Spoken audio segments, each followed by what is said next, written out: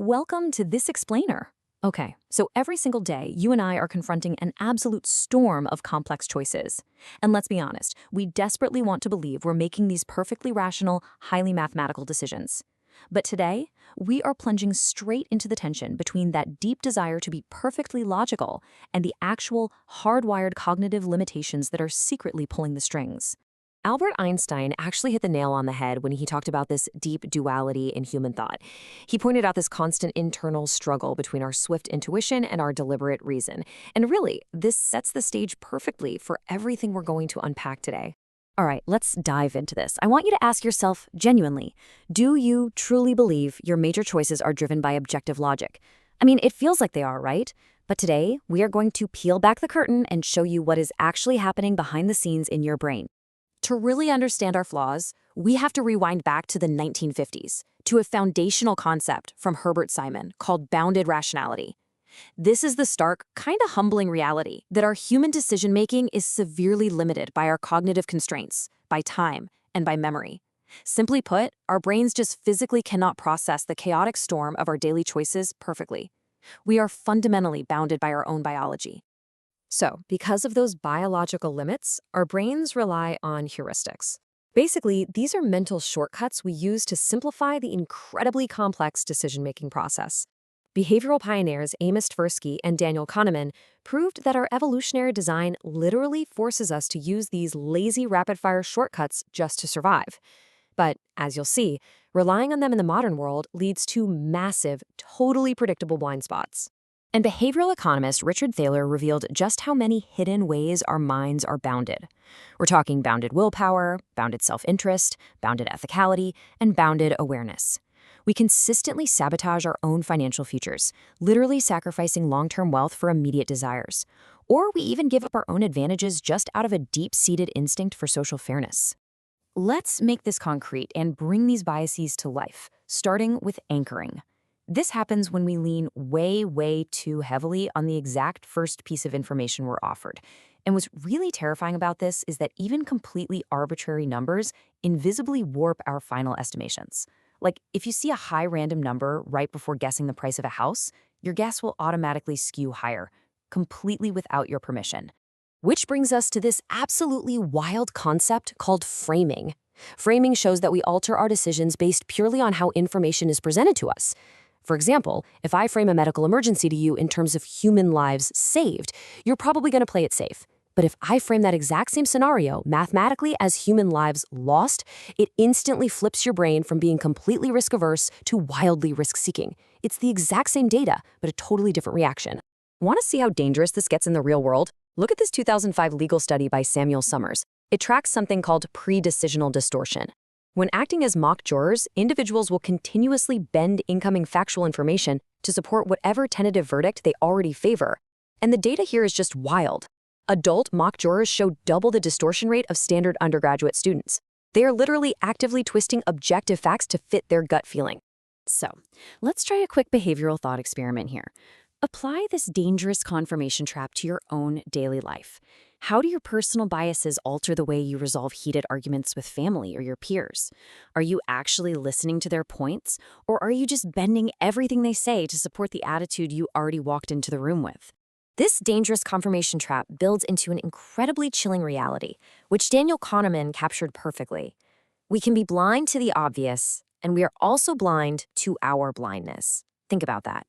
We don't just miss the facts. We completely miss the fact that we are missing the facts in the first place. And this connects right into a terrifying behavioral science concept known as bounded awareness. It's essentially the failure to notice critical information that is right there, completely available to us. It's a dangerous collective blindness. We ignore crucial data right in front of our eyes simply because our brain is desperately trying to filter and simplify the world around us. Okay, picture the number 98. When behavioral researchers ask people to create a 98% confidence interval on basic trivia, meaning, giving a range they are 98% sure the true answer falls within, most people are completely off the mark. Our subjective certainty radically outpaces our actual objective accuracy. This one simple number totally exposes our structural, hardwired overconfidence. And here is the absolute kicker. We don't even learn from it. A really fascinating study by Koidbach and Dunn shows that passionate sports fans will wildly overestimate how long a team loss is going to ruin their general happiness. But get this, even when they're explicitly shown evidence of their past predictive mistakes, they fail to correct their future predictions. They just forget their errors and repeat the exact same emotional forecasting mistakes all over again. So, here's a challenge for you right now, a little exercise in intellectual humility. Try to remember a huge prediction you made that just totally flopped. Maybe a job you thought would make you happy or an investment you were absolutely sure would skyrocket. Confront the jarring reality of your own flawed cognitive machinery for a second. How did that mistake actually change your choices going forward? All right, how do we actually start fixing this? Well, we have to look at the dual nature of our minds. Our brains operate in two completely distinct modalities. System 1 is lightning fast, it's automatic, intuitive, and highly emotional.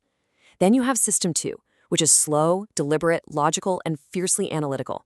The big problem is that our frantic, exhausting modern lives make us over-rely on that fast, error-prone System 1 intuition, even for high-stakes choices. And there is a very real biological reason we lean so heavily on System 1. It's called executive exhaustion. A 2007 study by Kathleen Vohs found that making multiple consecutive choices depletes the exact mental reserves needed for self-control and stamina. When non-traditional students were forced to make trivial choices, they subsequently suffered from increased procrastination and reduced mathematical accuracy. Literally just making basic choices drains your battery. Which begs a really vital, practical question for us. What specific daily choices could you just automate or completely eliminate to protect your mental energy? How can you stop this systemic drain on your precious cognitive reserves? Because if you can simplify your routine, you can actually protect your slow, deliberate System 2 energy for the decisions that truly matter. Because, let's be honest, acting logically doesn't just happen by accident. As Voltaire observed, the true triumph of reason is that it enables us to get along with those who do not possess it. And this perfectly transitions us into our recovery blueprint, reminding us that reason is not just a default setting. It is a tool, and it's a tool that must be deliberately and consciously constructed. So the game plan here is to implement an actionable, multi-step, rational model to actively override our flawed natural intuition. Systematically define your core problems. Identify your key evaluation criteria. Generate distinct alternatives, and formally calculate the optimal paths. It literally forces you to slow down and use System 2. But you don't have to just white-knuckle it with pure willpower. We can actually design our environments to help us out. This is known as decision architecture.